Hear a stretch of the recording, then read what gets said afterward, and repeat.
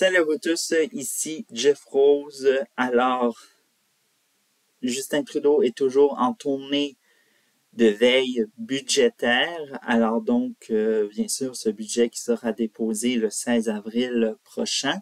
Alors donc, les annonces se multiplient. On connaît davantage des avant-goûts qui se feront peut-être ressentir dans le budget en question qui sera déposé dans 10 jours même, et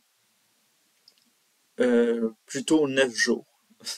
Bref, j'ai réglé un peu ça. Bref.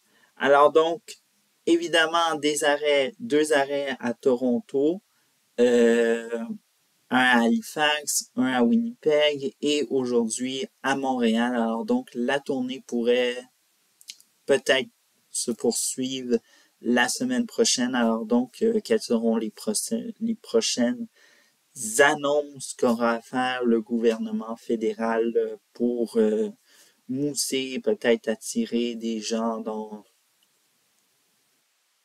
Mais tout semble croire que c'est un budget très électoral, puisque, comme vous le savez très bien, le Parti libéral du Canada coule dans les sondages et malheureusement, les annonces du budget, oui, ont peut-être remonté, mais pas assez pour déjouer la performance incroyable du Parti conservateur du Canada. Mais évidemment, nous avons assisté au cours de ces arrêts pour des visites du premier ministre un peu partout au Canada pour annoncer qu'est-ce qu'il allait avoir dans le budget, de sujets qui l'ont un peu, comme on pourrait dire, hérité en tant que tel. Alors donc, premièrement, il y a eu la taxe carbone. Alors donc, nous le savons tous, le programme fédéral de la taxe carbone, le prix a augmenté, je pense, ça va de... Le prix varie à la tonne et malheureusement, et surprise, nouvelle contre-offensive contre le gouvernement fédéral, des manifestations qui ont eu lieu un peu partout au Canada. Bref, celle qui a été la plus, soi-disant-le, symbolique de cette manifestation lors du lundi de Pâques. Évidemment, les gens en ont profité pour s'exprimer ce jour-là.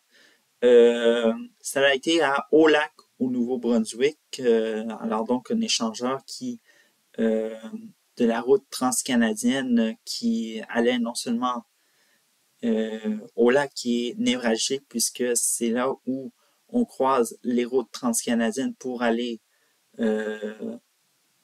vers le Québec ou vers la Nouvelle-Écosse ou encore vers l'île du Prince-Édouard. Alors donc, bref, endroit très névralgique et qui a été très bien choisi, évidemment. Aussi un peu en Alberta, on en a vu, bref, alors donc il y en a peut-être eu un peu partout au Canada des manifestations, mais on sait que c'est cette province-là veulent sortir de la taxe carbone, mais se sent un petit peu timide de dire que nous allons sortir de la taxe carbone. Sauf que le Manitoba de Wybe Kinnew a dit que, selon le premier ministre du Manitoba et d'une source de CBC News, qui dit que le premier ministre du Manitoba pourrait sortir de la taxe carbone si rien ne change ou quoi que ce soit. Bref. Alors donc, c'est ce qu'on peut lire d'à peu près. Alors donc, est-ce que c'est une rumeur? Est-ce que ça va être fait? Mais on sent que les premiers ministres des 7 provinces en question qui demandent une pause de la taxe carbone sont vraiment très timides devant le gouvernement fédéral pour sortir de eux-mêmes de la taxe carbone et imposer leur propre programme indépendant, comme c'est le cas en Colombie-Britannique, au Québec et dans les 3 territoires. Bref.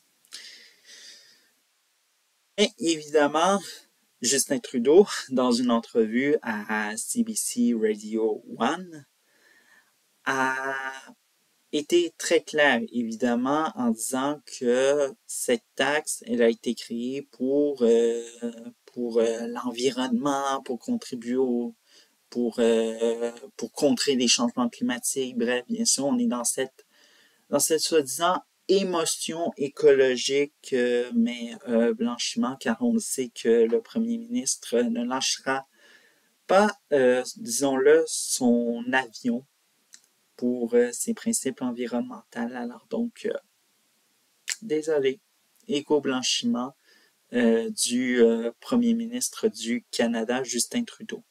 Bref. Si on revient de la manifestation au lundi de Pâques. Alors donc, Justin Trudeau qui était à Toronto et a dit que le problème, ce n'est pas ceci, ce sont ceux qui sont contre les changements climatiques. Ce n'est pas parce qu'on est contre les changements climatiques qu'on est contre le programme. Alors donc, on voit cette soi-disant-là, cette campagne de peur, soi-disant-là, pour dire que, regardez, ces gens-là, on leur met des étiquettes pour forcer les gens à être obéissants et ainsi de suite. Bref. Alors donc, bon, panique morale côté environnement et écologie. Bref. L'autre chose, évidemment, les champs de compétences. Alors donc, les champs de compétences, vous le savez très bien que le gouvernement fédéral du Canada ne peut pas imposer n'importe quel, soi-disant-le, programme et doit s'asseoir malheureusement avec les provinces et les territoires. Or, le problème, c'est que dans ce fameux budget, on sent que le gouvernement veut faire cavalier seul et veut régler le problème, veut régler les problèmes de tous les maux sur la terre qu'il y a au Canada. Et malheureusement, on a entendu un petit peu des ministres des provinces et territoires, sûrement un minute papillon à Justin Trudeau pour lui expliquer qu'il faut qu'il donne l'argent à ses premiers ministres des provinces et territoires. Et voilà. Mais malheureusement, comme je l'ai cité dans le précédent édito, les premiers ministres des provinces et territoires traînent de l'arrière sur certains sujets. Eh bien, malheureusement, c'est le fédéral qui s'en occupe, malheureusement. Alors donc, s'ils ne s'occupent pas de leur propre province et leur propre territoire, alors voilà, Justin Trudeau s'en occupe. Bref. Alors, mais malheureusement, il faut se dire que il est clair que à un moment donné, le gouvernement fédéral va devoir se mettre à table avec comme je l'ai dit, les premiers ministres des territoires et des provinces pour s'assurer que ça se fasse d'ambiance bon enfant. Bref.